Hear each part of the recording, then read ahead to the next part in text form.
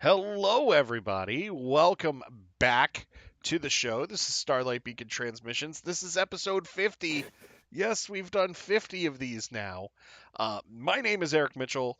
I am your host, and well, I'm not your only host. I've got another co-host too. It's Lavender, the librarian. Lavender, how are you? Are you Eric? I'm good. I'm good. Long day, but you know, it was worth it. Pickle's home, You have a new everybody. family Pickle is member. home. Huh? You have a new family member. Yes, Pickle the cat is home. He is chilling in the bathroom, de-stressing after a very long and stressful day. So we're gonna check on him in a little bit, probably after the show, just to see how he's doing. Um, but yes, this is our 50th anniversary, but 50th anniversary, 50th episode. Y'all look great for 50 years Yeah, I doing know, this. right? Yeah, here we go. Um, well, for me, it feels like 50 years because of this whole pandemic thing, but yeah, that's a whole nother story. Um, but we have a great show for you tonight. We're going to be talking about some comic news. We are going to be talking about a certain scientist joining The Mandalorian season 3. And we're going to get into a discussion and geek out about Star Wars books, current canon Star Wars books. This is going to be so much fun. And we are not alone. As you can see, there's somebody else with us. It's Arzu Amin. Arzu, how are you? Hello. I'm good. I'm very excited to be here to talk scientists and Star Wars books. Yes, yes. Tonight is going to be fun. I don't know if we're going to go the full 2 hours that we normally do tonight. If we don't, it's fine. I got to be up at 3 in the morning anyway So better for play work. it safe then, I think. Yeah, but we'll see. We'll see Yeah. how it goes. We'll see how the conversation goes, especially when it comes to our top 5 lists. Because, we're going to talk about these books and we're going to talk about these characters because we have to. It's a Star Yeah. Wars show. No So, choice. so welcome. We may even have a few of our team members pop in from time to time just to celebrate 50 episodes. But before we get into everything, I just want to just say thank you to everybody that's supported us and has joined our community over the last year and a half. This has been uh, such an amazing journey so far, and we are just getting started here. Lavender, I just want to thank you for joining me and being my partner in crime now. Arzu, I just want to thank you for joining me and putting up with the shenanigans that I may be bringing this evening. Can't So wait. yeah, so I'm just saying. But this community means so much to, of course, Lavender and myself because you guys make this what it is. And to everybody that watches week after week, or you catch the VOD, or just interact with us on social media and in our Discord, thank you for being there. You guys are amazing and you guys rock. So, once again, thank you for 50 episodes. Here's to 1,000 more, I guess. I don't Thank know. you for getting this off the ground and making it a thing to begin with. So Yeah, we yeah. have you to be thankful for that. Oh, no, I appreciate that. And then I just want to share a brief announcement. So next week our RPG show comes back, but it's actually not going to be on the 27th because apparently that's the Oscars. So we have some people doing some Oscar stuff. So Nerds. we are going to push it to the 28th. So instead of it being 8 days away, it's now 9 days away, but still, it'll be fun. Our group is going to hopefully steal the Star Cruiser in this second episode. Hopefully. Where we last left it, Thad, the cruise director, started a rave in the Crown of Corellia dining room, and so we have to see how that happens, and see where things go. So, are the Sith going to get it? The Republic going to get it? Or is it going to be this unknown entity? Or is it going to be our heroes? Who knows? Tune in 9 days. I had to think for a second because it's been a long day. And you just said it too. Huh? And I just said it. Yeah, You just said exactly. it. Exactly. That's how long a day it's been. Yeah, exactly. Pickle's just taking a lot out of me today. It's all Pickle's fault. I'm kidding. Just to share a fun long day thing, I was the librarian in charge today at work, Mm-hmm. and our elevator broke Ooh. with people Ooh, who were on the second floor who needed to get down and needed the elevator to do so. So yeah, it's All been one of right. those. That is long day. Yeah, I was like, oh, thank goodness I get to go home and talk Star Wars. yes. Did I see some D&D action there earlier too? Yes, a couple of my colleagues are starting up a D&D program, and I'm kind of coaching them on the how to run a program. Like they know how to run D&D, but I've done programs, so That's kind of awesome. we got to play D&D at work to make sure that everything worked before they like proposed the whole thing. So pretty awesome. That sounds like a perfect day. It really was. I was like, could this Friday get any better? Yeah. Oh no, today's. I get it. I get it. Yeah, Duh. D&D was yesterday. Today was elevator Yeah. fiasco. We go from one extreme to the next. Okay. I was just Extreme like, good day, extreme was- bad day. that's the way it always goes, though. Like, It have really you noticed that? I have. Yeah. All Sometimes right. it happens on the same day, and then you just shut down because you don't know what to do with yourself. Exactly. Often that. That has been me very recently. Just Yeah. yeah. But enough about depressing stuff. Um, Do fun stuff. Let's not talk saying that fun stuff. not saying that D&D is depressing because D&D is a lot of fun. But yes, let's talk Star Wars. We have a few news bits to go through, and then we also are going to get into our main topic. Sorry, I'm like fighting back yawns here. So if you see my face go like that, I'm fighting back a yawn, and I apologize to you all because I can't be human on this broadcast. So Sounds like fighting the cat that's trying to steal my pizza. that's right. You do have a cat trying to steal your pizza. Yep. All right, so let's get into it here. We have our first bit of news is we have a preview of Marvel's Darth Vader number 21. This is written by Greg Pak and illustrated by Raphael uh, Enco. I guess you could say his name or Inco. And this, if you have not been reading this Darth Vader series, you absolutely should because it is fantastic. It is so entertaining and so enjoyable. This is another Crimson Reign tie-in, so we are actually seeing Sabe, one of Padme's old handmaidens, kind of going after Vader here, and maybe seeing. I would love to see where this goes. Of course, Vader isn't going to get captured by Crimson Rain or Crimson Dawn, I should say, but it would be cool to see. And in this preview, we see Ochi of Bastoon shooting at Sabe, and I believe we also get the Archivist here too. Uh, Unclear. And I know the archivist was in the last episode or the last issue. I don't see her in this one. yeah, Also, I mean, anytime an archivist shows up in Star Wars, I'm like, that's my new fave. yeah. I love Just a little Archivists. tired. Yes, I love Archivists in Star Wars. But the art is just gorgeous here, and as I said, if you have not been reading this, you should also read this. And then we also have a preview of Dr. Aphra 19, which who doesn't love Dr. Aphra? This character is as a Star Her Wars fan, I love this character so much. cover is a breath of fresh air. Yes, that cover. They're so precious. Yes, but I will say this about Aphra. She is well, she was such a breath of fresh air when it comes to characters. And she is pretty much all of us, like in Star Wars. Like getting into trouble, seeing like where she can go and what she can do and all of that.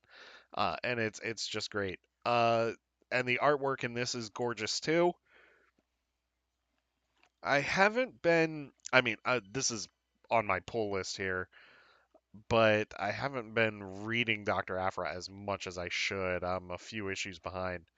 But who's this new character? You're ahead than I am, trust me. Okay, I'm still making my way through. okay. Any thoughts on uh, Dr. Aphra and Vader 21? I'm woefully behind on the comics. It's okay. The I high, was trying to read the Crimson Rain run, and it just the High Republic took over, and then I fell behind. So yeah, uh, I think the High Republic took over a lot of our lives. It really yeah, that's I'm pretty much in the same boat. I'm seeing everything and I'm like, oh, I want this. I want to be into it. But I only have so much actual time to read. Yeah, yeah, I think I'm probably gonna end up catching up everything when it comes out like on Comixology Unlimited or yeah, Hoopla. I do a lot of my I tend to do better when I'm reading like a volume yeah, versus single issue. yeah, yeah. And that's the just a quick side note. That's like the problem with comics though, is like there's so many out there now, and like unless you plan on picking each individual issue up and reading it right away, it's easier just to binge it.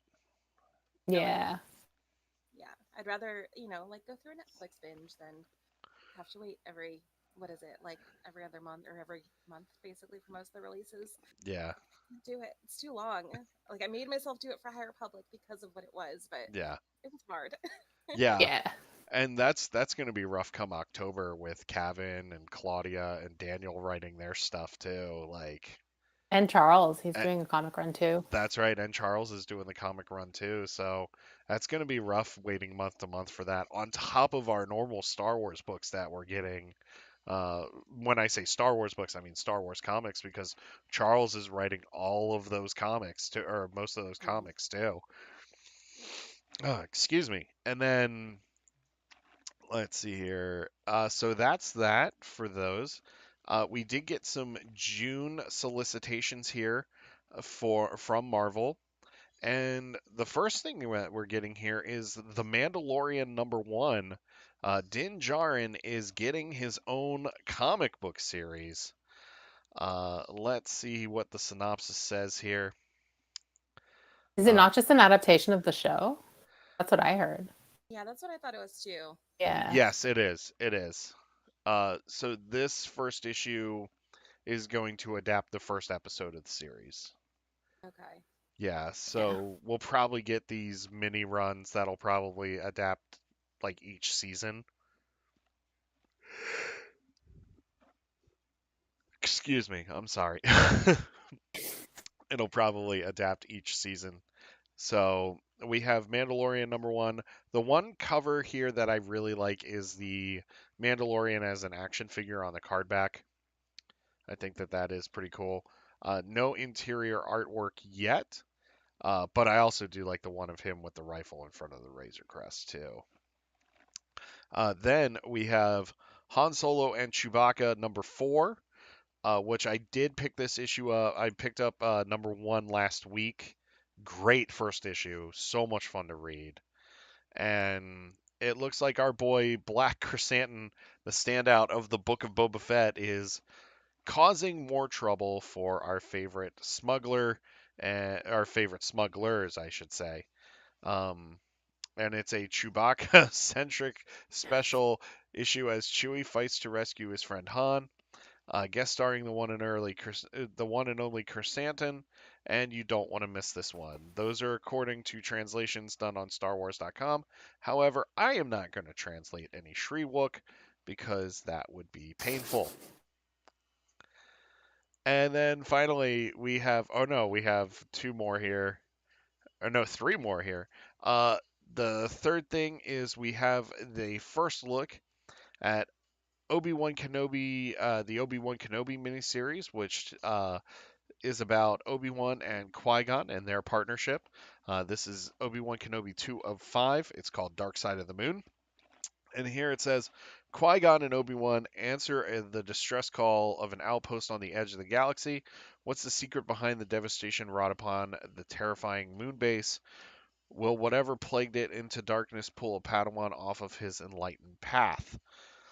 Then we have Halcyon Legacy, number 5 of 5. Last Stand on the Halcyon. Star-crossed lovers who cross the wrong syndicate try to escape on the Halcyon. But even Raylo? then, yeah, probably. But even then, in the chaos of the early days of the New Republic, can they evade a murderer's row of bounty hunters stalking them, including Bosk? And years in the future, pirate Crimson Jack closes in on the legendary Star Cruiser. And then, oh God, we still have like a couple more here. Holy crap.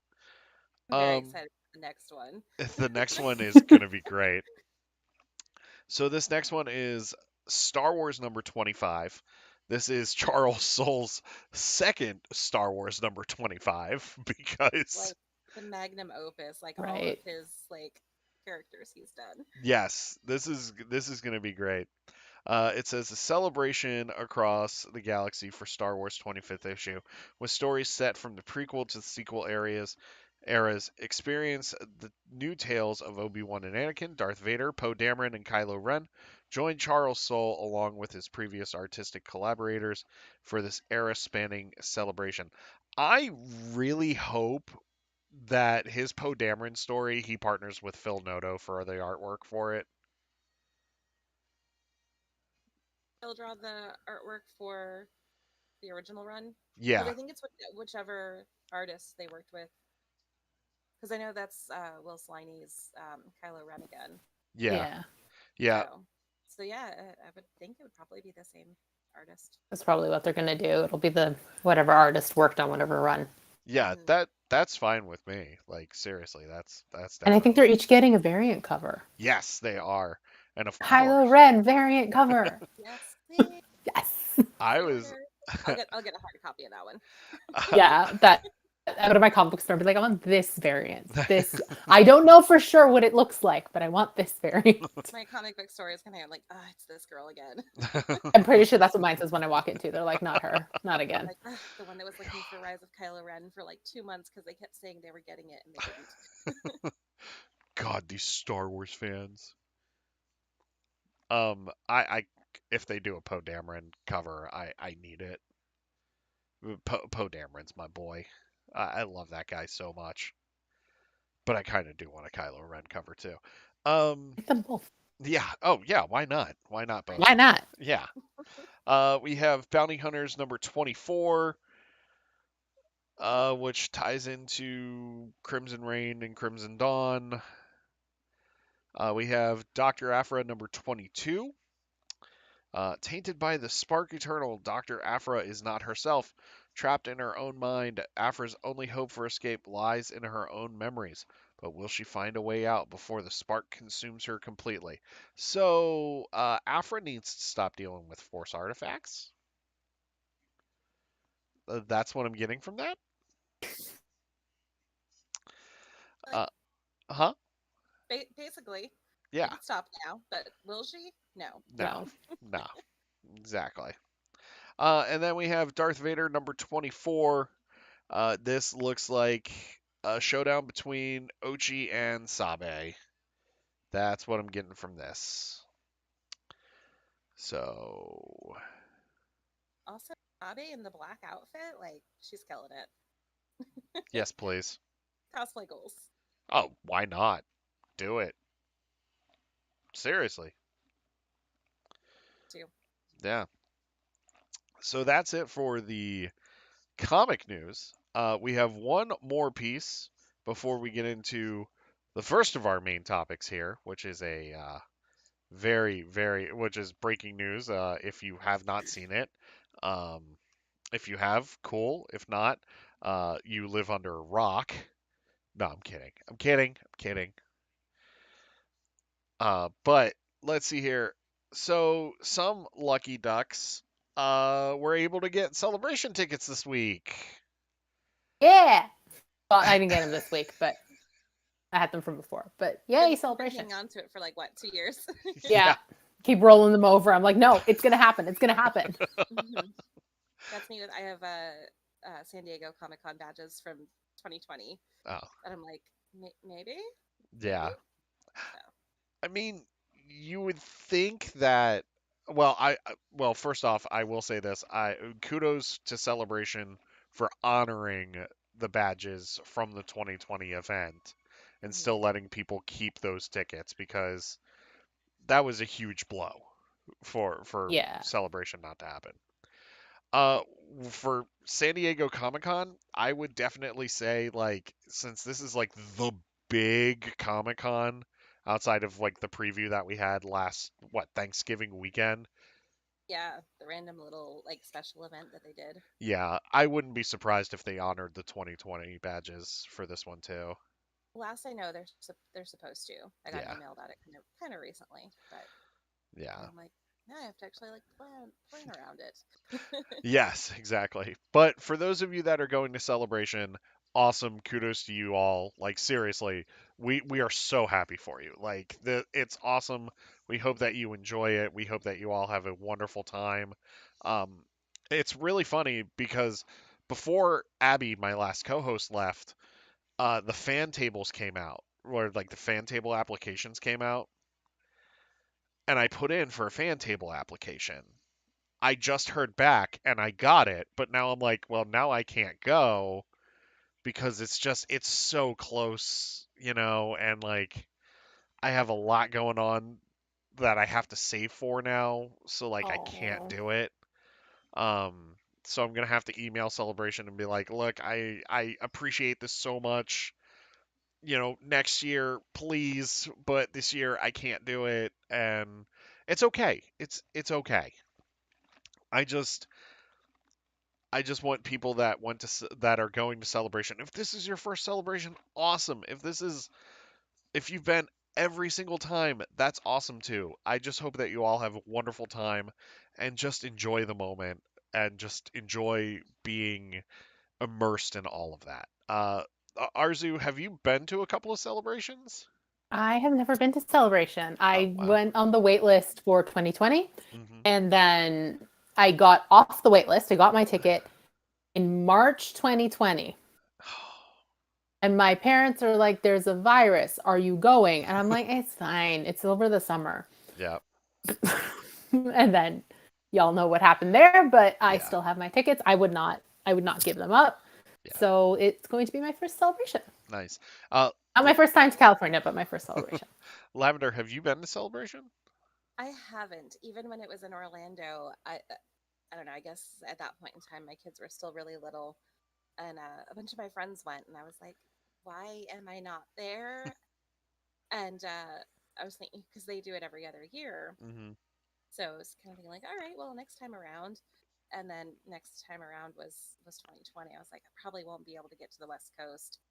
So now I'm kind of just waiting to see when it comes back east. Yeah, I told my husband about it, and I'm like, okay, for real. Next time it's like anywhere remotely close to us, we're going. We're just yeah, gonna do it.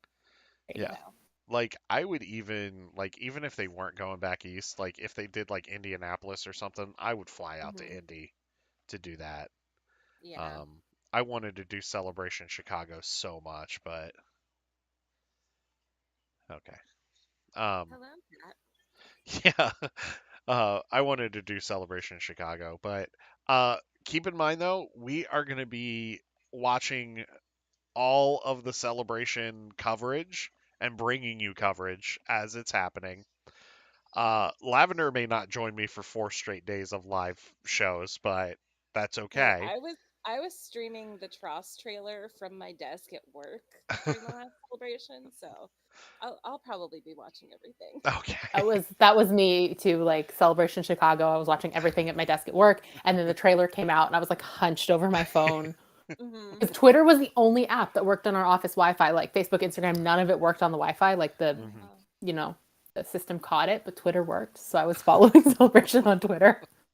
Yeah, I The think nice thing for me about library life is like they don't block anything, so I'm like, I can watch, kind of like keep this on in the background when stuff happens. yeah. Um, and I was the one like yelling to all my coworkers, I'm like, hey, Star Wars Celebration, there's the trailer, and everyone was like crowded around my cubicle watching. Yeah, I, it was the same way for me. I was like hunched over on my lunch break, like on my phone, like scarfing down a sandwich, like trying to watch this trailer, like as it was airing. Um, and what a time! Like, just being excited for that, and like hopefully we get Patty's trailer for Rogue Squadron. Even though it's still technically on hold, they still have it listed Or maybe under, like a teaser of some sort. yeah. Or let it be Taika's movie. Yeah, that's supposed to still be happening. I'm almost like I'm wondering if we're really gonna get like unexpected announcements, or is it all gonna be stuff that we kind of know is in the pipeline that the general audience maybe doesn't know? Like, is that what it's gonna be, or are they gonna be like, "Dong," and like it just shocks even those of us who are like who live here? I That's a really good question because I don't know. part of me thinks like they're going to drop something. It's the first Big surprise. celebration. Yeah, it's the first celebration since COVID hit. Like they're going to come out swinging with something. The So, perfect time to bring Ben Solo back. I'm all for I'm it. on my agenda again. Just saying. We went into lockdown having lost him. As we start to come out of it, let's bring him back. So us losing Ben Solo caused COVID. Yes, No. hands Okay, down. okay. I just want to throw that out there. I'm just Ring loads, saying put a it hat. did not make lockdown any easier. No, no, it did not. It did not. R.I.P. Ben Solo. R.I.P. buddy. But no, I would love more Ben Solo stories because I thought his redemption was well earned, especially in Rise of Skywalker. His redemption's so well earned. And, huh? There was a thing going around on Twitter this morning about the select screen in Skywalker Saga, the Hmm. Lego game. Oh, He yeah. like grabs her and is like holding Ray and like protecting her. And I was just like, I was not ready for that this morning. I have not had coffee. Tears. Everybody knows. Everybody Everybody knows. knows that they're Everybody in but love. Disney. Yeah. So it's only a matter of time Oh, before yeah. he Yeah. He'll come back. He'll come back. come back like post Rise of Skywalker. I Hey, don't want Jeff. to watch a 10-year-old boy be like, I'm going, you're Yeah. gonna die though. I mean, With that too, as long as we also got the post stories. Yeah, like I'll if take both, but I don't want that if I'm not getting this. all I'm That's gonna fair. That's just say, depressing. all I'm gonna say is, if Palpatine can find a way to manipulate the Force to stay alive all those years, Ben Solo can find a way to manipulate the Force to come back. We all know that the word somehow covers a lot of sins. Yeah. They don't. So And I Yeah. you mean, can do if anything Ender with that. Bridger can walk into the world between worlds, Yeah. who says Ray can't? Yep. We fixed it. Call us. Fixed it. Yep. There's that whole AO3 fix it fix. They're all Yeah. someone had to have come up with the right combination. Yeah. So join us at Celebration this year as we wait for the Ben Solo news to drop. Points at the stage and go, I knew it. Yeah. JJ comes out and he's like, "Guess what?" And we all cry hysterically when it doesn't happen. We're like, they hate us. Disney hates us. Oh my god. Just decided it was happening and then get Yeah. disappointed when it doesn't. Ben Solo getting the Kanan treatment. Sup. Sup, Balaba. Which I will still never forget that when it comes to the Bad Batch. Kanan just being like, sup. He doesn't say that, but, Yeah. I was like, yeah. hey, that's Freddie Prinze Jr. sounding like Freddie his Prinze current Jr. age. Yes. That was So, a little bizarre. I loved it, but also I'm oh, like, yeah. How can they you could have not? done. So, uh, back to Celebration real quick before we get to the big Mandalorian news here.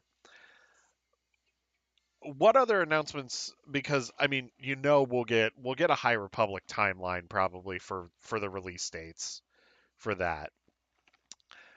Are they going to tease Phase 3, or do you think we'll just get like Wave 2 teased, like Waves 1 and 2 of Phase 2 teased? Yeah, I don't think we're going as far as phase 3. Okay.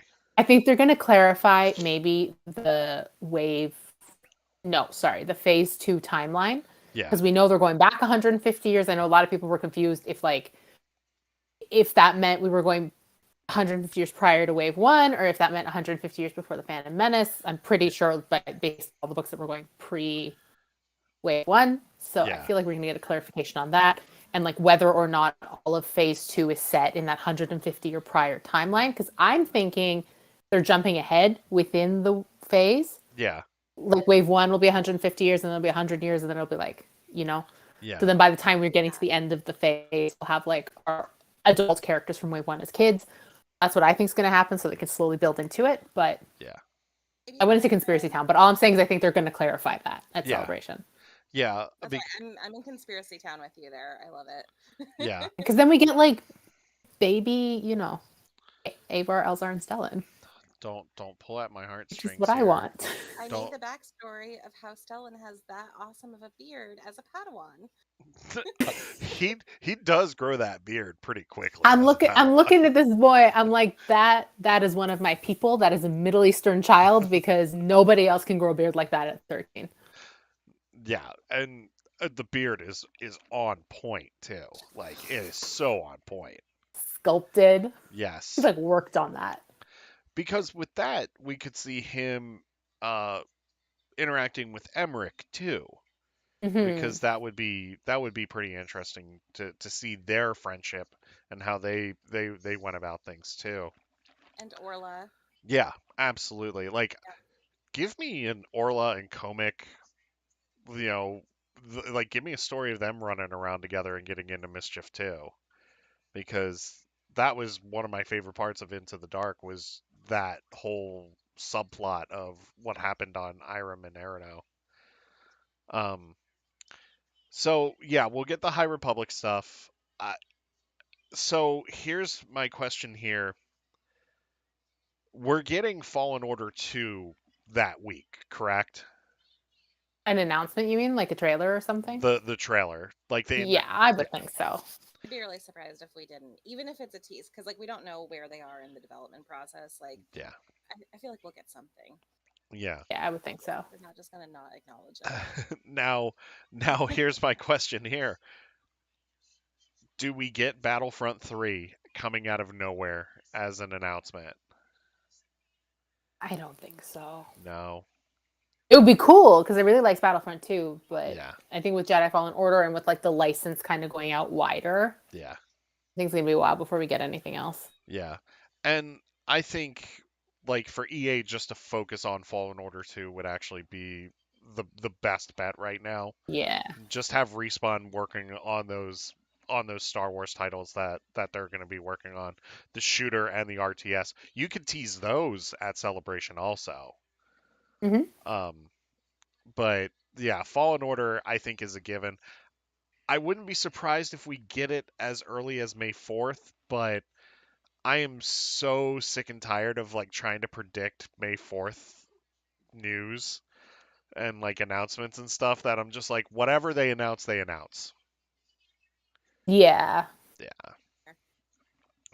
Fiasco in chat says no Battlefront 3. LOL.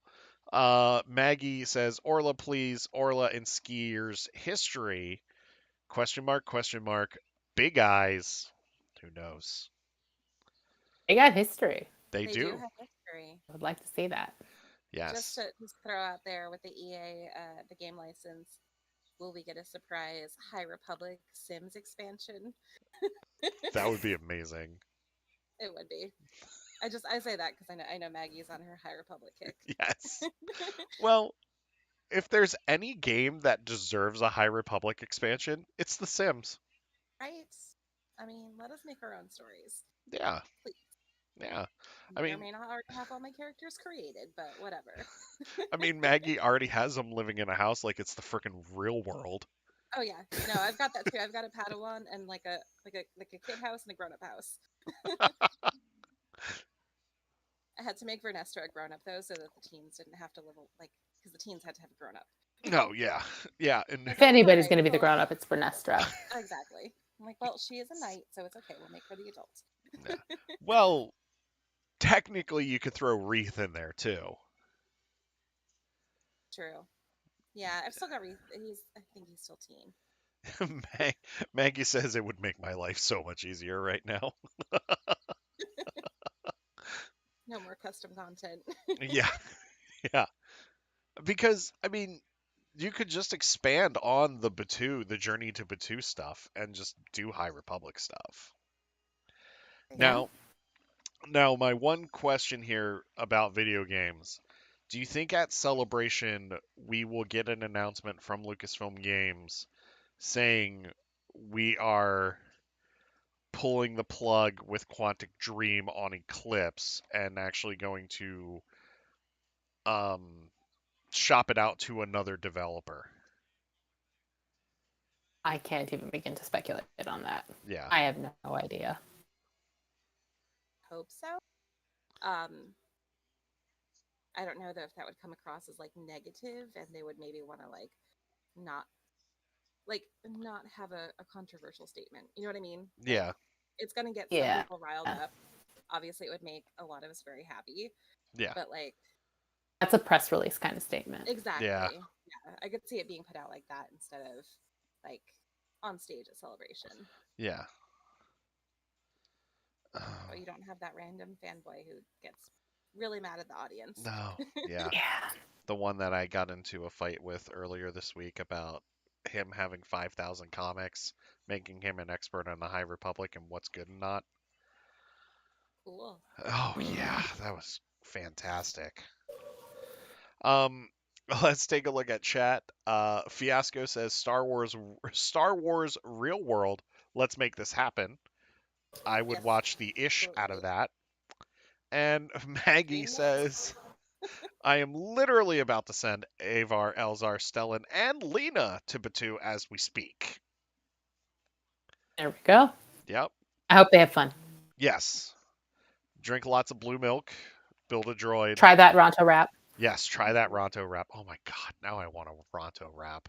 Get the free Outpost mix if you run out of credits. Yes, get the free Outpost mix. Yep. God, if only. If only. If only, yeah. Exactly. I'm out of credits. Can I get the free Outpost mix? Sure. Look, I cannot go to Batu without getting Outpost mix. What is Every Outpost time I mix? do- it's the popcorn from Cat Settle's Okay. yeah, the granary. And it's fruity and spicy at the same time. I've had it, but how do you get it for free? Oh, just in Sims. Oh, okay. Yeah, when you're I'm like, what did I do wrong? I was paying for it. No, Okay. it's like, I think that is like the only free item in Betu in Sims. Otherwise, Yeah. you have to like pay like crazy Got amounts it. of credits to get food. And when your character is like, I need food, and you realize like, oh, I haven't done enough missions. Guess I'll get some popcorn. Yeah, there you I go. Yeah, But it's yes, the best part of the mission. Disney, please make the popcorn mix at Batu free, please. Just saying. Anyone who Any plays Sims is gonna get their hopes up. Yeah, exactly. Any other celebration predictions before we move on to our first main topic? None. No. I will throw one out there. I think we'll get concept art and possibly a teaser of the Acolyte. Ooh, not Andor. That's coming out sooner. Or also From Andor. Andor. Yeah, we'll probably get Andor. I, Yeah. it wouldn't surprise me for them just to be like, "Hey, here's your real first look at Andor." Like Right. they'll probably do that like probably on Friday, maybe Saturday. Um well, no, because Friday's usually like their big movie day. for Celebration. Fiasco in I chat. derailed this whole thing. I'm sorry. No, no, you're fine. Fiasco in chat said Disney be like free. You mean $5 upcharge? Um, Ugly. so yeah, we'll get Andor at Celebration. I wouldn't be surprised. I'd like to see the Acolyte too. Yeah, I the Acolyte is out of all of those. I mean, I'm really excited for Andor because like Cassian Andor's one of my favorite Star Wars characters, but I'm really excited for the Acolyte and what that's going to bring, especially with it being in the High Republic. So, Yeah. uh, let's move on. So, somebody on this podcast tonight wrote an article on Collider.com where a certain movie scientist, well, not the character himself, but the actor, Doc Brown's coming to The Mandalorian. Uh, Yeah. so you want to run with this? Yeah. So they announced yesterday, the Hollywood Reporter did, that Christopher Lloyd is joining the cast of The Mandalorian for season 3. They don't know what he's doing exactly role wise, but apparently it's being reported that it's just in a guest star capacity. So I'm thinking like Werner Herzog, like a couple episodes at most. This is like my speculation, but all they said is guest star. So yeah, Doc Brown is coming to the galaxy far, far away. So exciting. I Yeah, love this so much. I love that they're casting older actors for this show too. Yeah. It works so well for this show. Between him and Carl Weathers now, it's great. And I love Christopher Lloyd in Star Trek. Yeah. Yeah, Wait, he was in Star Trek too? yeah, he was in. Isn't that third one? Yeah, he's in Fourth Search for one? Spock. Third one. Okay. Yeah. Yeah, he's I'm actually woefully behind on my Trek lore. he's the Klingon that kills Kirk's son. Yes. I think. Definitely a Klingon, but it's been a hot minute since I've seen the Search for Yeah. Spock. And he's got like warthogs too. Like he's got Klingon war dogs on his bird of prey too. Yeah, it's great. It's awesome. Um, real real quick though, back to the celebration thing. Maggie says, "I just want the Bad Batch. I'm very sad about the delay. I think we all are because we want to see our boys back Yes. because they're awesome." Maggie says, "I need my boy Tech back." Longtime listener says, "When is Bad Batch season 2?" Of course. Um, and then Fiasco says to the Christopher Lloyd thing, "Great Scots," because um, I like it. so this Christopher Lloyd thing, I believe it was um somebody on Twitter, and I posted it in the meme channel on the Discord, and they took a picture of Doc Brown, and it says when this when this modified N1 starfighter hits its sublight engines, you're gonna see some real stuff. Um, just paraphrasing, and like that would be great. That would be great. What if he's the crazy mechanic boyfriend of Pelimoto? That would be She's very definitely funny. gonna be with the major domo. Oh Oh, God, that's true. Yeah, she I is gonna ship be it. she is gonna be with the major domo. He could be like a Mandalorian mechanic. Because I He feel could like they're be. going back to Mandalore at some point. I Yeah. I could see him playing like a Mandalorian noble, maybe, Oh, true. or possibly an Imperial in charge of Mandalore. Yeah. But we definitely think he's on Mandalore. I, I'm I think thinking so. so. That'd be fun. We have to get away from Tatooine. We do. No more Tatooine. Yeah. We have surpassed the need for Tatooine. Too Yeah. much sand. Don't even get me started on that. We're about to get into more sand. Yeah, we are. Real quick, Mandalorian's actually going to go to another desert planet. We're going to Jakku next. Uh, that's what we're I gonna just do. want to go back to Jakku. Yeah, that's practically nowhere. That is nowhere. It is. It really is. Um, we need more Major Domo, Fiasco says. I just wanted to say real quick, I was examining my mug because Mhm. there were a ton of Back to the Future references in Heroes Yes. That's 2006, funny. which this mug has been following me around since that show came out. And surprisingly, there was no Great Scott on this mug. I'm sad, I but I could definitely see Hero saying Great Scott. he did. He did. There was I just can't remember which. It wasn't whichever episode. I think this is like from episode one. Yeah. His little scrunchy face. Also, Fiasco says another understandable misunderstanding. Well, give me the world's slowest speeder chase every day, and I'll be a happy camper. That's all I'm gonna say about that. And Um, that was even the Mailer runs, a yeah, reference to Back to the Future in that speeder chase. yes, it was. Anything else before we get into our main topic here? I'm sorry, we're kind of blowing through these because I want to get to the books. I want to get to the books here. Um, I'm s- ready to get to the books. okay, are you ready to get to the books, Lavender? I'm ready. Okay. So when we first started this podcast, I wanted to just cover High Republic. And I was like, you know what? I'm going to make this a book podcast. And then it's evolved because I was just like, well, I got to cover other Star Wars stuff here because, we got to be relevant. Not saying that people that only cover Star Wars books aren't relevant. I'm just saying that's how we decided to change things. So, with Disney acquiring Lucasfilm back in 2012, No, 14. it was 14? Hmm. Yeah. I thought it was 2012.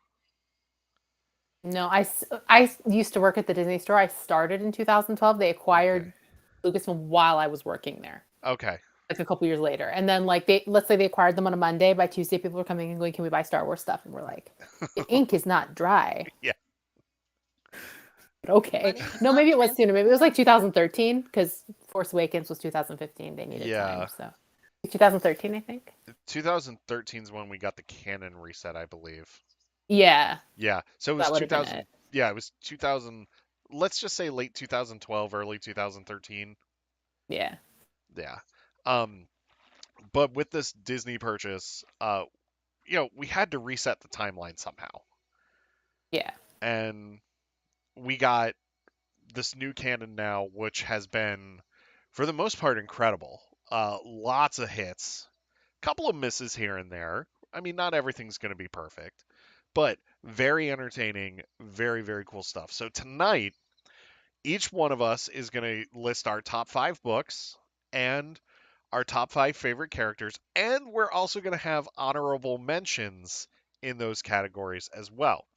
And then we're going to compare our lists. We're going to talk about some of these books and we're going to talk about these characters. And I, for one, am super excited about this. So, we are actually going to start with Arzu, and then we're going to go with Lavender for your top 5 books, and Okay. then I'll say mine. So Arzu, go ahead and give me your top 5 canon Star Wars novels. Okay, my top five in no particular order Mm-hmm. are The Rising Storm, Mm-hmm. Master and Apprentice, Mm-hmm. Resistance Reborn, Bloodline, and Dark Disciple. Nice. Those are my And top. And my honorable mention is The End of Victory's Price. ooh, Specifically, The End of Victory's Price is my nice, honorable mention. nice, very cool. Lavender, go ahead and hit me with your top 5. No particular order. No order. No. I was going back and forth with myself trying to come up with an order, Uh-huh. and I could not. Okay. My actual list was something like 20, because I couldn't narrow it down at all. Yeah. But my favorites, we've got Claudia Gray, of course, with Bloodline Yeah. and Lost Stars. Ooh. Uh, Aftermath by Chuck Wendig. Okay. We've got Queen's Peril by E.K. Johnston. Is Nice. that I'm at 4 now. And then 5, I'm going to have to go with Light of the Jedi. Nice. And Yes. your honorable mention. My honorable mention is actually going to go to a novelization, which I was kind of trying to keep them out of this list. Hmm. But I'm going to say Solo, the Solo novelization by Mark Lathry. Yes. That one is Yeah, so good. it Oh, really is. I didn't even think to include novelizations, but a second honorable mention to the Hmm. Last Jedi novelization. Oh, yeah. Yes. Especially the beginning of the Last Jedi novelization with Oh Han my! Solo's funeral.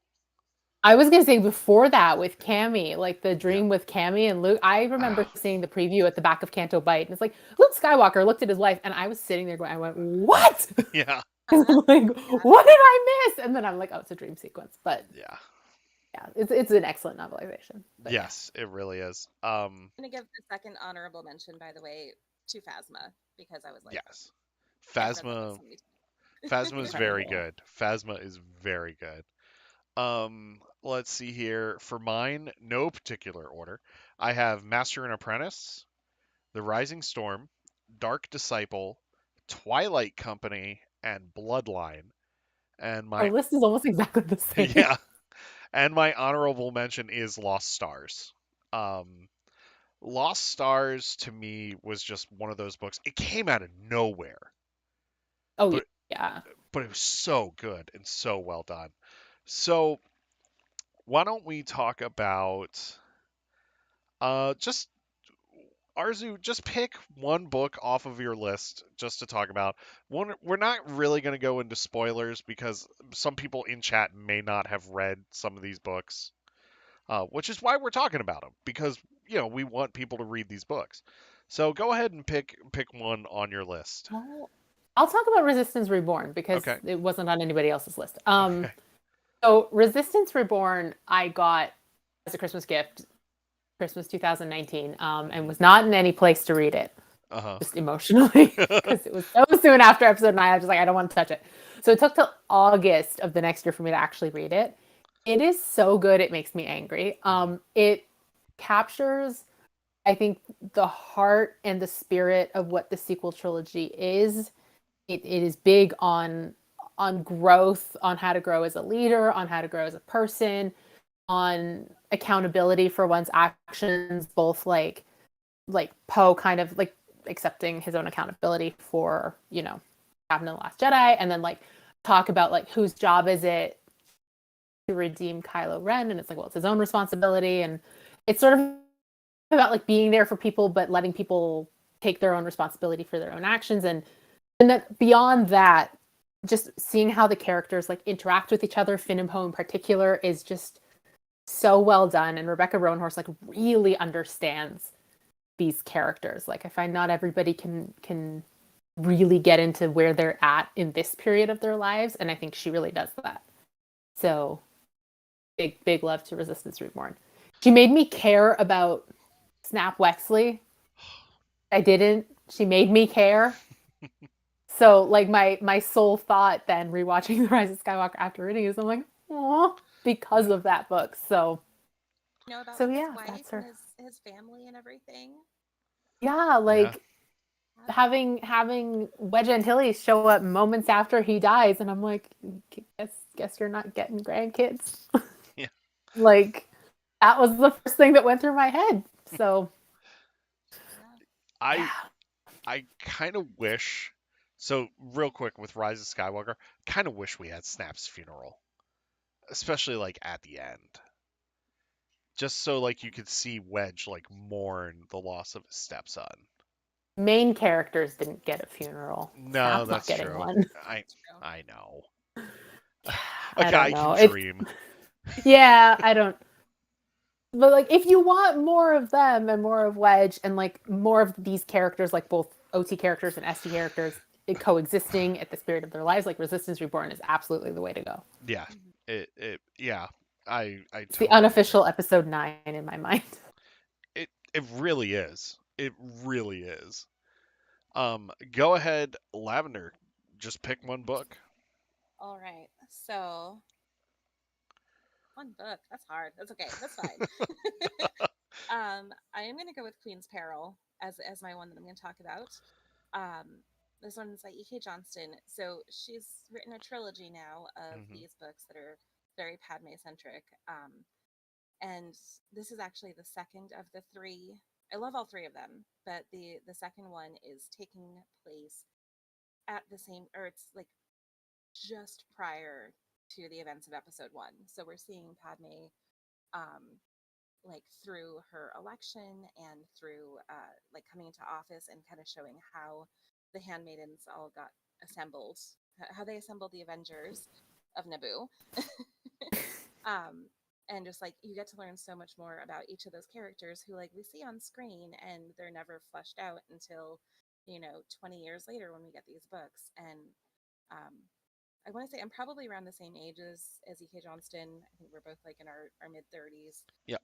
And so I know that she's writing it from the same place that I am thinking about these characters from. I'm like, I see all these teenage girls on my screen as a sixth grader at the movies, and I'm like, okay, but tell me more about them. And there was nothing. So now I'm just like totally geeking out about all of this expansion for them now, and just the antics that they get into are so great. There's like sneaking out to go to a concert, and they like use the decoy situation to be able to sneak out. And I'm like, this is like every teen girl's dream, and I love it so much. So it was Turning Red before Turning Red came It out. was, yeah, yeah. No, there's definitely Captain Panaka learning about periods, and hilarious. I could just picture like Captain Panaka just be like, I don't want to learn anything else. Like, just this don't. this is not a major spoiler for the story at all, but they have a blood sensor in Padme's room to, make Yeah. sure she's In not case being she gets injured, burned. in case she's stabbed or something and bleeding. But you also have a group of like 12 to 14-year-old girls occupying this space. So that backfires. Yeah. All right. Yeah, E.K. Johnston has written one hell of a trilogy. Like seriously, she has written one hell of a trilogy, and I am so excited to see everyone's reaction to Queen's Hope, because Queen's Hope is fantastic. Um, so good. I'm not going to spoil it, but it's really really well done. So for mine, I'm going to talk Twilight Company. This book for me is just fantastic. I This was my first introduction to Alexander Freed, and he is such an amazing Star Wars writer. Like between Alphabet Squadron and this book and the Rogue One novelization. Oh my god, the Rogue One novelization is just beautiful. This book, if you are looking for a great military book like set in the Star Wars universe, this is your book. It is so well written. It's action packed. It's got so many great moments of heart and humanity and everything like in it. And you just see normal people in this war. Like a good chunk of the middle of this book deals with the Empire's assault on Hoth and how terrified these troops are when Vader comes in the room and starts wrecking shop. Like it's great, and it plays out. It's like Saving Private Ryan in space, and I cannot emphasize how great that book is. So definitely check it out. Uh, do you guys want to do a couple of more? Like just talk about a couple of more of these books, and then we'll get into Easy. characters. Sure, I'm easy. Okay. Um. So Arzu, give me another book off your list. All right. So let's talk Dark Disciple. I know that this was 4 to 8 episodes of the Clone Wars that kind of got scrapped and then turned into a novel. I am glad it got scrapped and turned into a novel because there is so much internal conflict and internal growth for both Asajj Ventress and Quinlan Voss that you just can't get in any visual medium because you can't get inside their heads. I don't think in a Cartoon Network setting that the romance would have blossomed as far as it did. So I am glad for that as well. So yeah, I think it's truly underrated. Like I know a lot of people will talk about this book, but in the grand scheme of things, it feels very underrated. So definitely, like, if you're missing the Clone Wars, but you want it to be like just a tiny bit more like grown up in terms of like how the characters are processing things and like what they go through and stuff like that, like definitely Dark Disciple. Yeah. Maggie says, "Let's not talk Dark Disciple." Just kidding, but it hurts so bad. It hurts so bad, It but like if does. you choose to ignore, you don't even have to choose to ignore because Asajj Ventress is a witch, and I choose to believe that no one's ever really gone. Yep. So Yeah. yeah, I live in denial. I live here firmly and happily. It's okay. So, All Star Wars fans do, so it's yeah, fine. Star Wars fans accept nothing Yeah, ever. exactly. Did you see a body? Yeah. Hmm? Hmm? Mm, I did. I saw a body go into a magical lake, so Yep, it's not over. it's not over. That That's what is I saw. that is true. Um, That's yeah, Star Wars. Even if you've seen a body, they might not actually be gone. yeah, I saw Palpatine's body too, and somehow, he returned. Somehow. so So, Dark Disciple is a great book. I mean, Christy Golden, I think that was her fourth or fifth Star Wars novel at the time. has she written Legends too? Yeah, she Yeah, wrote in she wrote a lot of Okay. Legends. legends. Yeah. Um, Maggie says Marin is going to resurrect Ventress and Fallen Order too. It could happen Please for all we know. There we go. do it. Yeah. Um, but it's great, and it's such it's such a great character study in Ventress. Hmm. And it just made me fall in love with the character even more. And having her team up with Quinlan Voss, like she could not team up with any other Jedi for that mission. No. Like Quinlan was like the perfect companion for her. And he goes through some stuff in that book. And he's fantastic in that book too. All right, Lavender, go ahead and give me another book off your list. I'm gonna go with Aftermath. I think was I the only person that named Aftermath? Yes. Yes. Okay. So Aftermath, kind of for the same reasons that Arzu picked Resistance Reborn. Um, so by the time I got to Resistance Reborn, I had already read Aftermath. Uh, I will say I have not finished the third one, but that's because I'm a busy person. It's good But though. yeah, it's. I Yeah. mean, I think I read like half of it. It was amazing, and then I forgot about it. I had to return it, whatever the case was. Uh, but the first one, I think I've read twice now. It is taking place. It's kind of like that journey to the Force Awakens. So we are seeing uh, post our first look really at a post imperial setting. Um, and I like that it kicked off and we don't get any of our main characters in the first book too much. Like I think they're kind of like casually mentioned, maybe like a few little appearances, but like they're not the stars. Like this isn't a book about Leia or Han or Luke. It's about people who have fought in the war. And it gives us a little bit of that like, you know, perspective from both sides as well, because there's an Imperial defector who this one is on my favorite characters list too. Should I mention him? Yeah, go ahead. Go ahead. All right, Sinjir Rathvelis. He Yeah. is a defected. My husband's like shouting yes, Sinjir in the background. He's our collective fave. Um, but yeah, so he like defects from the Empire and ends up kind of like joining up with this merry band of New Republic people who are trying to kind of clean up in the aftermath of the Empire. Um, and it we see Snap Wexley Temin, as he's known here, as like a 13-year-old kid, and so kind of like following him through his like coming of age in the Aftermath series. So then when you're revisiting the movies or reading Resistance Reborn, and it's like, oh, like I saw him grow up, and now like here he is, a fully fledged character. And then you get to Rise of Skywalker, and he's dead, and there's no mourning, and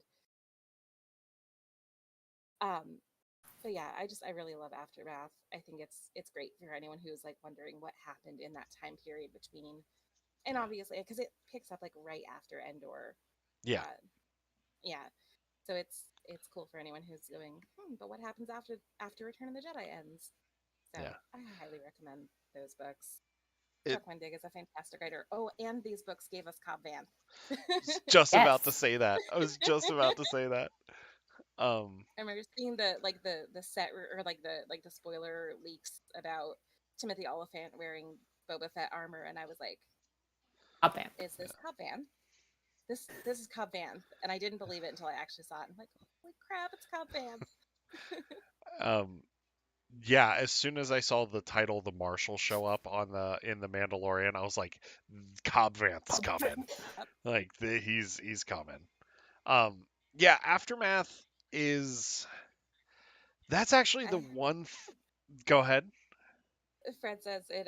That was Fred, by the way. Yeah, He says it ties into Battlefront and to Squadrons as well. it does. Uh, Mhm. there's just so much interconnectivity that like if you follow everything, it's like, oh, I know what they're talking about. Yeah. Um, this is a trilogy that I enjoyed it, but like I didn't like it. You know what I mean? It to Mm-hmm. me it's just okay. Like it's fun enough.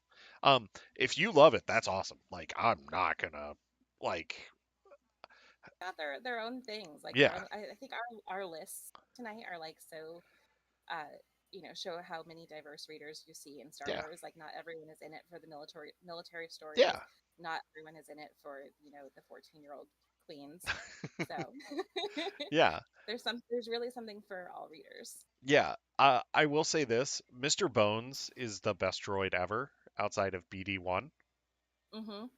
Um, Yes, I, Mr. Bones is the Chaos droid. B1 battle droid. yeah, Very chaotic. Yeah, uh, oh my god, him and Chopper, if they could compare their body counts. yes, The galaxy would come to an end if he yeah, and Chopper ended up in the same place. I yeah. saw the B1 droid sitting at the droid depot, Hmm. and I was like, I want to get that and make my own modifications and turn it into a Mr. Bones. So I Yes. think that's gonna happen. Yeah, I look at him as the New Republic's version of Chopper. Yes, If absolutely. Yeah. something happened to Chopper. Um, Mr. Bones is there. yeah. What is the name of the? I really like the sergeant too. That was with them. John Burrell. Yeah, he was so much fun. He was great comic relief.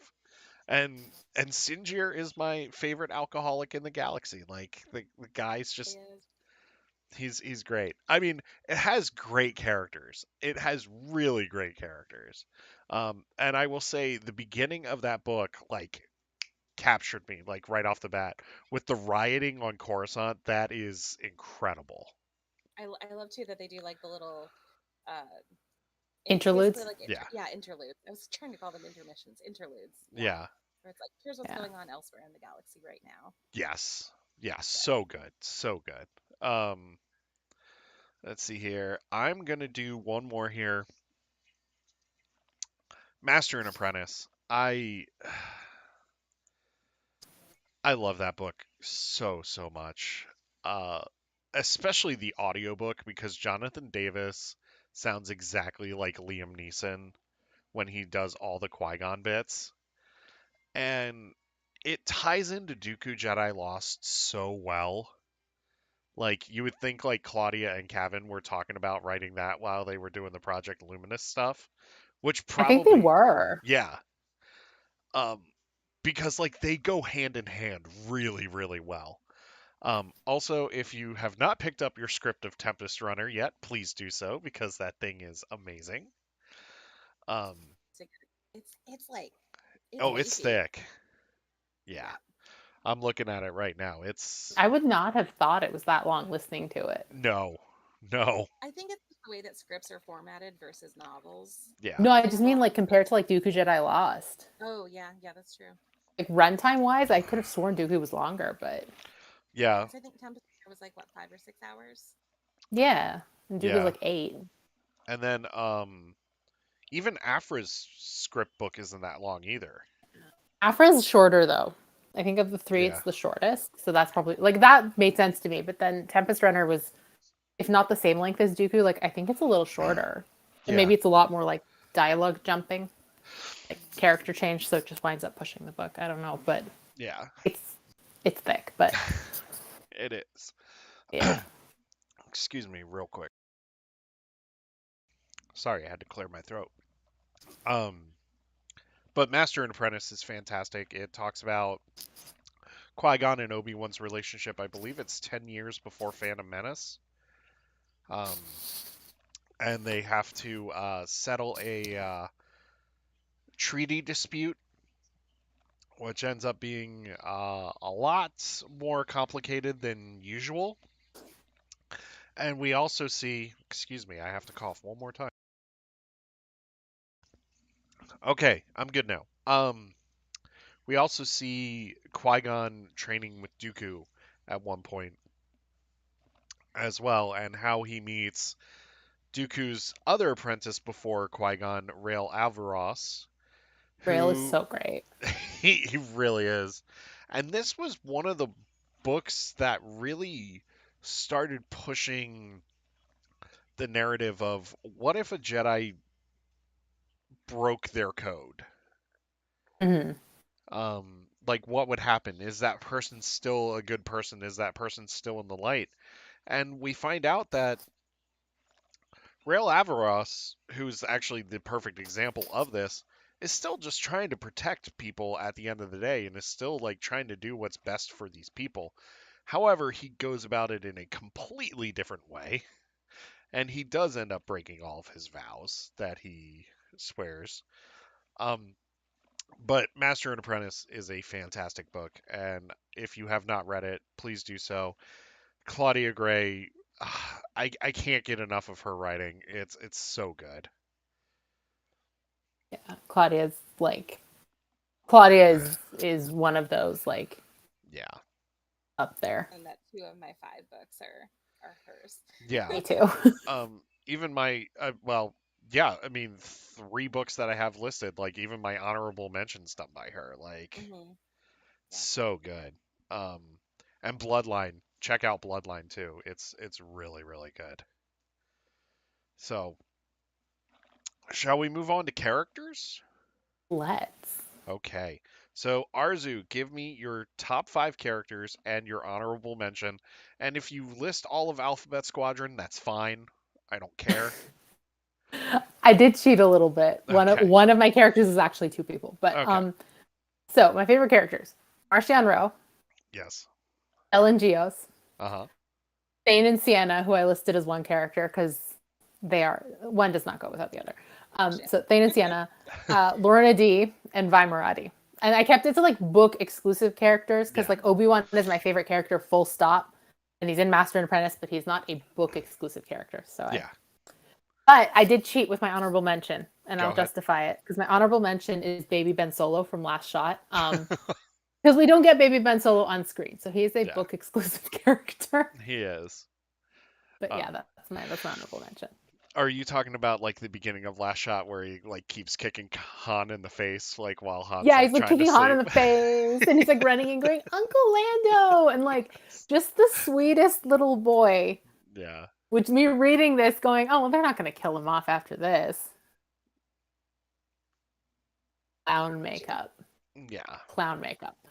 Like it was so cute, and it's like the line from the Last Jedi novel about like this is the little boy who used to carry the dice and wanted to be a pilot like his dad. Yeah. That's the little boy I see. Like he is so attached to Han, and he's like Mhm. doesn't understand why he keeps leaving, and like obviously he has to go for work, but he doesn't get it. He's 3, Yeah. and he just wants his dad to come home, and he just wants to hang out with him, and like it breaks your heart in retrospect. Yeah. His So yeah. yeah, His portrayal is fantastic. Like I yes, said, like especially in the beginning where he's just like kicking Han in the face. Just like, And so and it's a thing analytical. about like little kids too. Like I'm sure parents know yeah. this. Like I have cousins who are much younger than me, so I know this. If they're like, 3 years old and they're sleeping on your chest or whatever, they take up so much Oh room yeah. for such small beings. So Mhm. like, I'm like, yes, I feel that Yeah. very much. Yeah. I love that list. It's a great list. A lot of High Republic on that list, but deserves to be on that list. But it just Yeah. it stands out so Yeah. much. Yeah. So it Go. might have skewed differently if I hadn't kept it to book exclusive, but Marshawn and Stellan wouldn't have gone anywhere. They'd have been there regardless. Yeah. There you go. All right. Go ahead, Lavender. All right. So in no particular order. Mm-hmm. I've got Dr. Afra. I Okay. consider her book exclusive because we got comics and we've got the audio drama. Yeah. She gets in there. Then we have Tasabin or Sabe, which Mm-hmm. is and she's been on screen, but we obviously get way more of her off screen um, in all the Queen's books. Yep. Then, of course, I have Vernestra Rowe from the High Republic. So I didn't put numbers on my list, and I've got It's fine. more than five on here. It's Then okay. I've got Sinjirath Velas Mm-hmm. and Avar Chris. My honorable mentions are going to go to the other two firebrands. We've got Elzar and Stellan. Okay. Nice. I really couldn't put them in order. No, no, I love it. It's a great list. Once again, a lot of High Republic, but worth it because every character gets a chance to shine and has a great story in the High Republic. Still a little salty about some of the deaths from the Fallen Star, but that's for another time. But it's still entertaining. It's still a good book. Um, yeah, let's see here. I have okay, no order whatsoever. I have Elzar Man, Stellan Geos, all of Alphabet Squadron, uh, because I can't Right, that I can't pick a favorite because they're all great. They are all great. Um, They're one unit. yeah, they really are. like All of Ken and Sienna. You can't You can't separate put Thane them and Sienna. You together. can't separate Alphabet Squadron. no. So all of Alphabet Squadron, Vi Marati, definitely, and then I have Archex and Captain I Cardinal. love Archie. Um, well, Archex slash Captain Cardinal because you can't have one without the other because they're the same person. And then my honorable mention, and this is because of Midnight Horizon and the sting operation that they do with the Bond Brack. It's Wreath and Ram. Like I love that scene so freaking much because like you can just tell like Wreath is just like what are you doing? Like to Ram and Ram's just going with it and just doing like whatever he can to save this little Bond Brack and it's great. It's so great. Um I also want to throw one more honorable mention out there, and it is going to be another High Republic character, Comac Vetus. I mean, he's such a great character. Um, and I love the whole idea of a Jedi folklorist too. Like, it's so cool to see all of these Jedi like have different jobs. Um, Yes. yeah, and Vi Marati because of Phasma and Black Spire Outpost. Both those books Yeah. are fantastic, and Archex in both those books too. Like, just great. They both, the Black Spire and Vi, they were on my longer list of Hmm. like people that I was like, oh, I don't know if I can narrow this down. Okay. Um, seeing, I don't know, seeing Vi Marati at Black Spire Outpost after just having read the book, like It's I don't know, I've never wild. had that experience before where I read a book and then I saw that character in real life. Like I don't think it's ever happened except for like Comic Cons and stuff. So to have like an official Vi Marati and we just like bumped into her and it was like the first week in the park was open and I was just like mind blown. Amazing. I like pointed. I was like, oh my god, I'm ready. Yeah. I saw her the last time I went to and I was just like, that's my girl. There she is. She was hanging out with Ray and Chewie. Like a little bit starstruck, you know? Oh, absolutely. Totally want her hair. I still have not seen her in the parks yet. Um, and I really want to see her because and like I've asked cast members, I'm like, have you seen Vi around? And they're like, she's around here somewhere.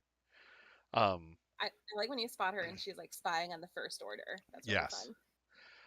I will say this, it's really awesome to see a book character in the parks Hmm. Yeah. because like we've never had that before. No, no. And people are like, "Oh, who's this who's the one that has the black and blue hair running around?" I was like, "Let me tell you about Vi Marati."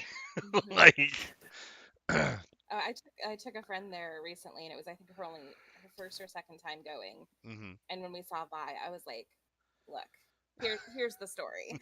Yeah. Like you're gonna get the whole deep dive. Yeah. Yeah. I kind of wish I forget what the one kid's name is, the one that had Waba. Oh, like the farmer kid. Yeah. But like Can't remember the name either.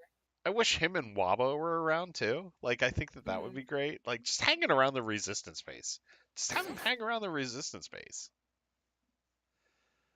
I love going through the queue too, and I'm like, oh, here's this thing that they mentioned in Hmm. Black Spire. Yeah.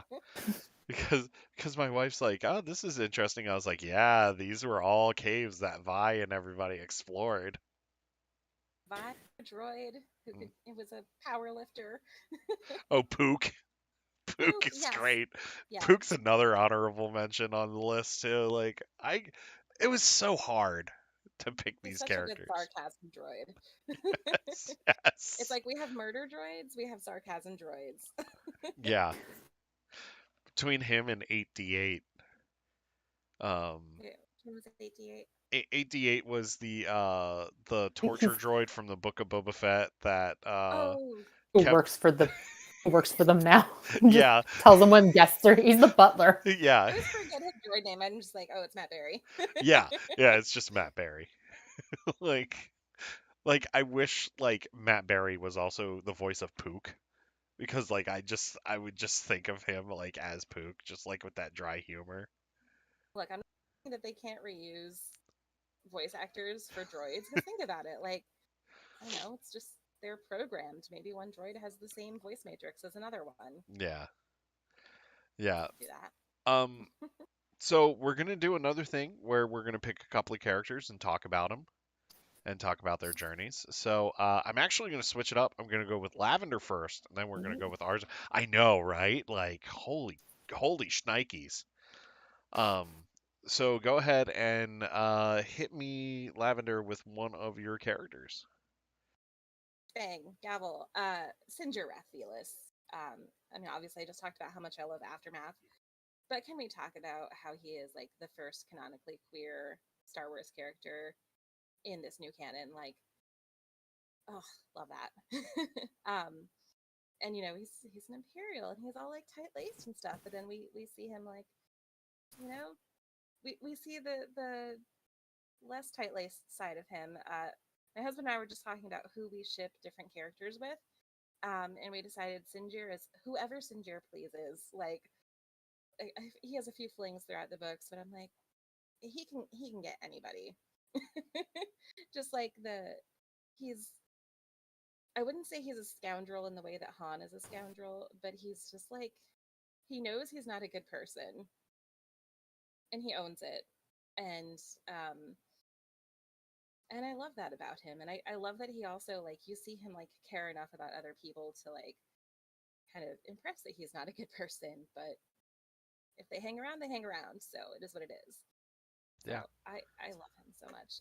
He's one of those ones that I always try to like headcanon like a fan cast for, Hmm. and I can't see who, like, he just exists as like the book description in my head. Can't attach an actor. Uh, the closest actor I could attach to is John Barrowman, Okay. just because like how Barrowman can act. Yeah. Yeah. Yeah, I could see that. Yeah. Go ahead, Arzu. My character. So I'm gonna go with Marchion Ro because I'm the only one that said Marchion Ro. So it's no secret if you follow me on Twitter that I love Marchion Ro, but part of it is like I was just predisposed to like the angry boy with the helmet and the daddy issues. Like Kylo Ren set that up for me, and Marchion Ro's like, I got you. But beyond that, what I like about him as a character is he is crazy. He is violent and unhinged and all of that, but he is not wrong in what he is saying. His methods perhaps could use some refining, but he's not wrong in that the Republic have like invaded someone else's space and said, this is how you're going to live. he's not standing for it. I'm like, yeah, he's like, they're colonizing his space. He's not having it. So just like, and the way he sort of never quite lets anybody see what's going on, like it seems like he's flying by the seat of his pants, but he's not, and he's actually got all of this figured out. Like, not as I call it, like wishes and duct tape, random as it might look. Like the sheer level at which he is so calculating that he can appear to not have thought this through, and it still gets to where he wants in the end, is chilling and very sexy. And sorry, and like I don't know, That's I what just apologize I for. find him a fascinating character study, like in that respect, in the sort of 7 or 8 juxtapositions that reside within this one character. Yeah. Um, I will say this: Eye of the Storm really opened my eyes to Marky and Rowe. Because unlike you, I was not a fan of his in Light of the Jedi. I just I thought he was going to be Palpatine 2.0 at one point. I'm Um, so glad he isn't. I'm so yeah, glad he's his own brand of psychopath. yeah, and he's just killing people just to kill people.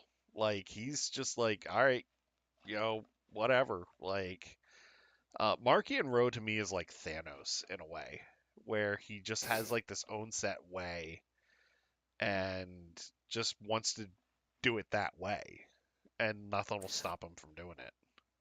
There's like a fantastic scene in Light of the Jedi that I think really illustrates who he is as a character.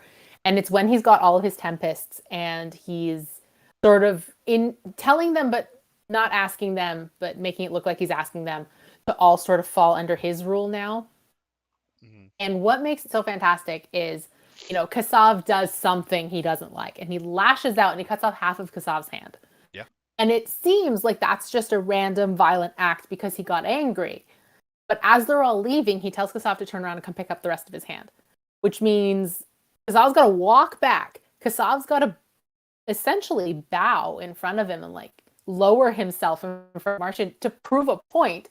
And you can't tell me that the action of cutting off half the hand, which means like he can't function without it and he can't fully replace it without cutting off the rest of it, was not a calculated move to really put Kassav in his place in like the most violent way imaginable. So just like that scene in retrospect now, like having read it at the end of Wave 1, is just like, oof, Yeah.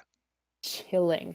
Just thinking of that exact scene, and Mhm. how he just says, like, was it like, Kassav, don't forget your hand. Don't forget your hand, sir. Please. Yeah, that was Yeah. a great scene. Yeah. Yeah. He's a fantastic villain, and Shows you exactly who he is. yeah, and I can't wait to see more from him either. Like especially in Phase 3. Like Phase 3, he is gonna bring it. I had mentally prepared myself for him to die in Fallen Star and for Lorna to take over. Hmm. That's what I thought was going to happen. I thought that's where Tempest Run was going. So I'm like mentally prepared to say goodbye to Martian, and then didn't happen. And I'm like, okay, sweet. And then Stellan, and then I'm like, okay. But anyway, Yeah. I was glad we got to keep Martian Wave 3. Yes. At least for a little while. At Yeah. least for a little while. Until Lorna Not goodbye actually, yet. till Lorna flies the Atraxia into the Gaze Electrics. Like, actually, I'm not finished. Okay. Yeah. So yeah. Um, So Elzar man, this guy is he's I don't know what else to say about this guy except he is the perfect embodiment of um like Qui-Gon Jinn and Quinlan Voss and a few of these other Jedi that we've seen um in movies and other material like come before him, even though he's before these other Jedi. Um, I I tend to think to myself like if Elzar and Qui-Gon had met, like they would have been the best of friends. oh Be- yeah. because like they don't care what the council says and they don't care about what the council thinks. They're there to do their own thing while also serving the light. Qui-Gon says, I choose the light because it's there. I choose the light because it calls me. So, Elzar man, especially in Rising Storm, he goes through some stuff in Rising Storm. Um, he almost gets killed a bunch of times. He gets stabbed in the chest by Ty Yorick. I loved. Um, he crashes his vector during the Great Leveler thing. And I think there might be another close call. Yeah. Maybe. I'm re-listening to it right now. I'll let you know if there was. He also taps into the dark side at one point, and all while doing a walk of shame while the Valo while the Valo Fair is being attacked. And it's also, oh, and did I mention he rides a freaking dragon and throws a lightsaber off of it? He's an intense man.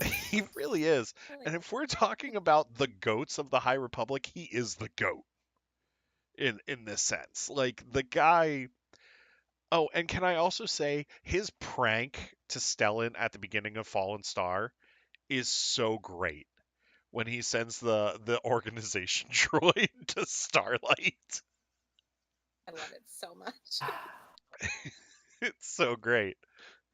Um, I and love their friendship so much, like Elzar and Stellan. It's so solid and so believable. yeah, Like you don't always get this in books, but I like truly believe these two grew up together. yeah, Yeah. absolutely, yeah. With the way they're written, yeah, and I also love Stellan's view of the Force as he views it as an ocean, like, and how each person is like either like like a salt bubble in the ocean or a creature in the ocean or something like that.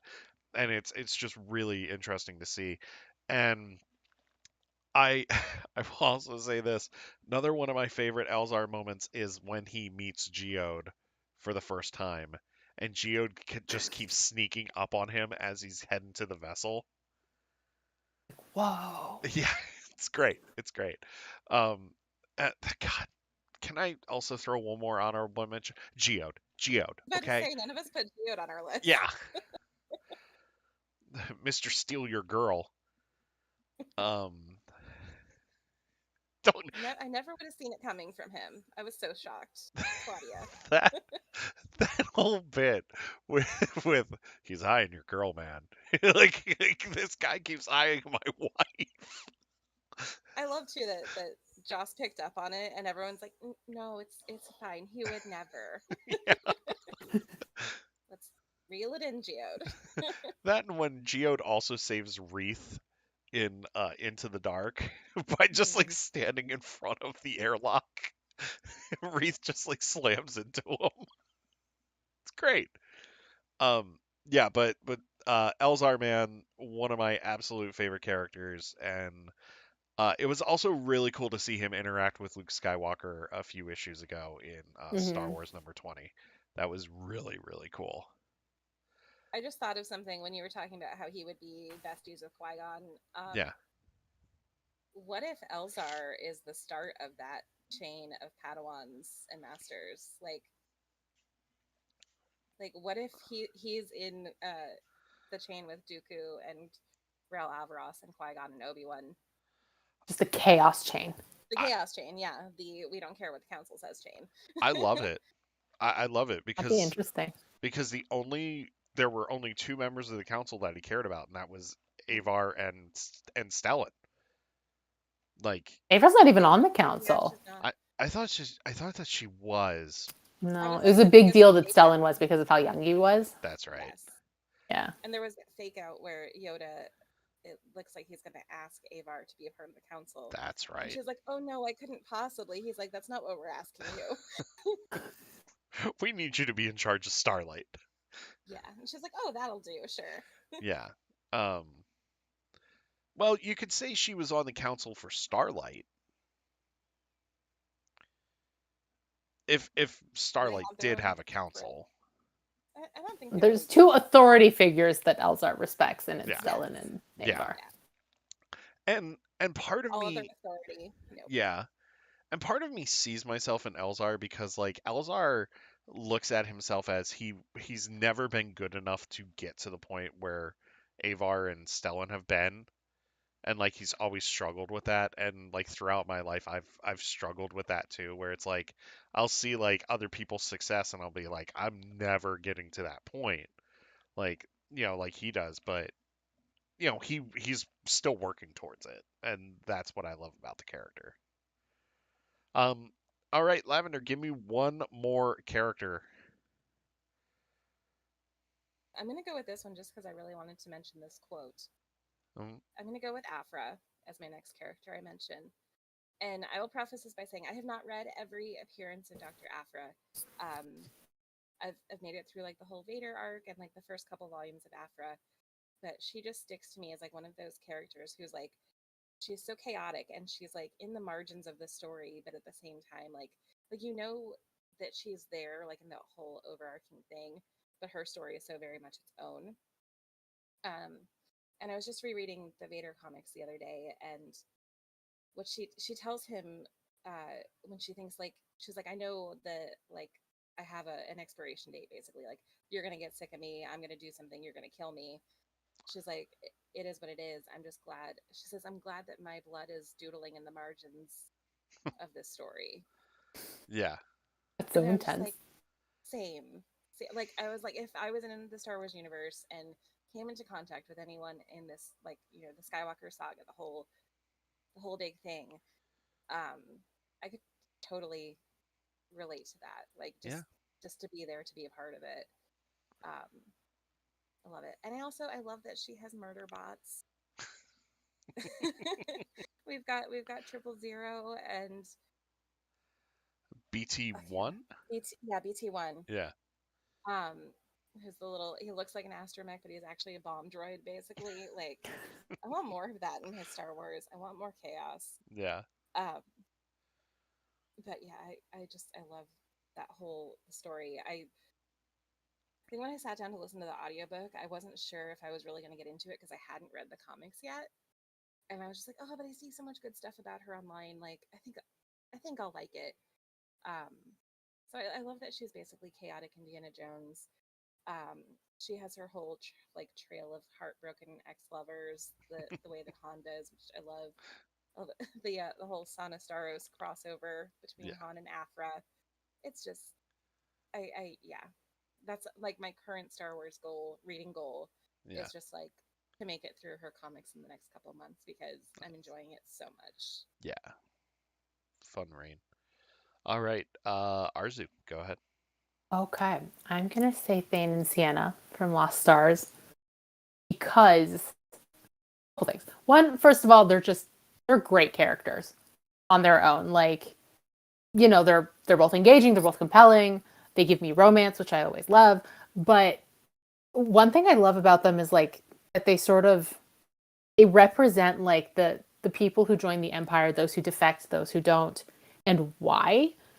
And I think sometimes, not always, but like sometimes book characters will run into that problem of being just there to represent a point, but they don't feel like fully fleshed out. They're more like a concept.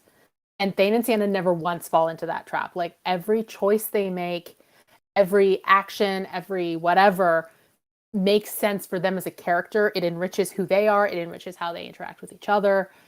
And like I think Eric, you said it. Like Lost Stars truly came out of nowhere Yeah, and just shot up there as one of the greats. Honestly, because of and I think it comes down to Thane and Sienna because it's like Rosencrantz and Guildenstern are dead for the original trilogy. Like it's always happening just on the fringe of the movies. yeah, But you never feel that because you've got the big adventure with the main characters, but then you have everybody else dealing with all of this fallout. And that's Thane and Sienna. And it's like, how do you make this work when everything is changing around you so quickly? Like, how do you maintain your friendships? How do you maintain a romance? yeah. Somebody on the opposite side when you don't agree with them, and not once do they come to an agreement. Mhm. And it's like, it's heartbreaking, but it's so good. Is Lost Stars the one where Thane shares a drink with Dak before the Battle of Hoth? Yes. Yes, I think so. Yeah. I think so. That's one of my favorite moments in that book, just because of Thane reminiscing about Sienna. Yeah. Yeah, yeah. Great pick, absolutely great pick. I am gonna go with Archex, Captain Cardinal. So good. He's such a great character. He's one of the best sequel trilogy era characters that we've ever gotten. Um, and he hasn't been in any of the movies at all. And just to see his journey from Phasma to Black Spire Outpost, uh, I I just love the character so much, especially the end of Black Spire Outpost and what he does in that book is just fantastic. And I love the brother sister relationship that we finally get between him and Vi, where they finally understand each other and they finally understand that they're on the same page. And just to see Archex redeem himself the way that he redeems himself through both those books, um, it, it, it's up there with Ben Solo for me. It's up there with Vader for me in terms of redemption and characters redeeming themselves in Star Wars. And I I just love that at the end of the day he was willing to do whatever it took to make sure that the Resistance was still had a fighting chance on Batuu. And I love him so much, and it makes me want to reread Black Spire Outpost and Phasma just because of everything that he does and everything that he goes through. I don't condone the torturing of Vi Marati. I don't condone that at all.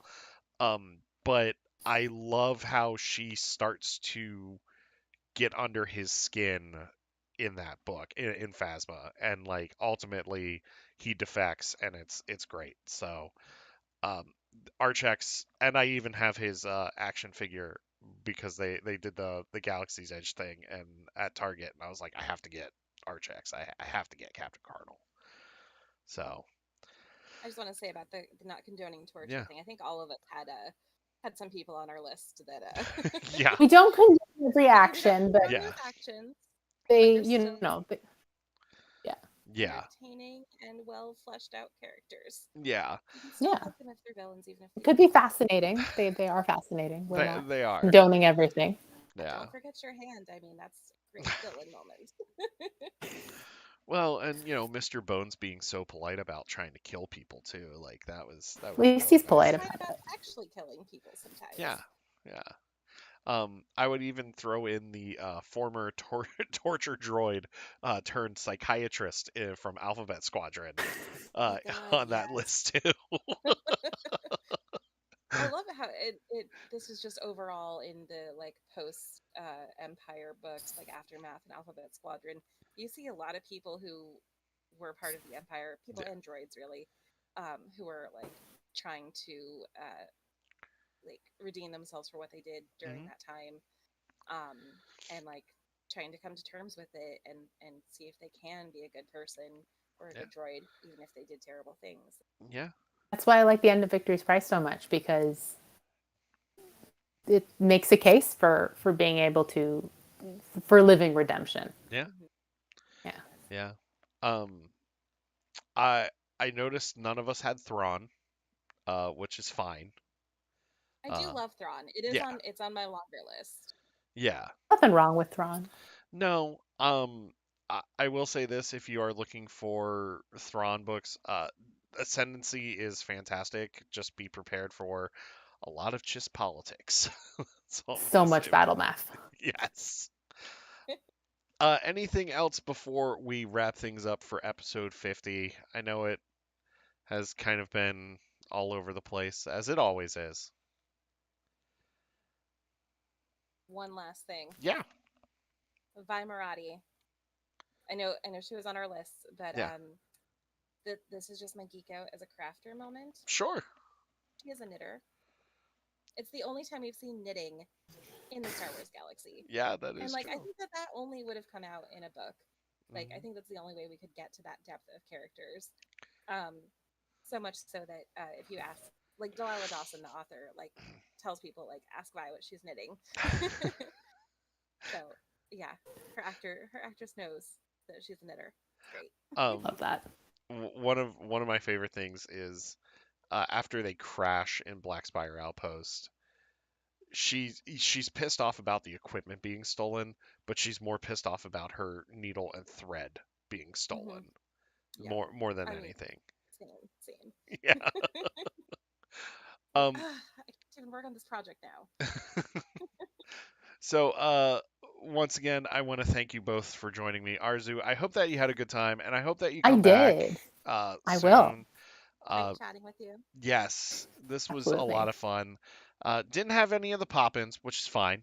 It's the 50th episode. But I just, once again, I want to thank everybody for your love and your support. And here's to a bunch more episodes. We will be back next week. Yes, cheers. We will be back Don't worry, next it's week. lemonade. It's fine. I don't care if you. Well, we'll talk about that later.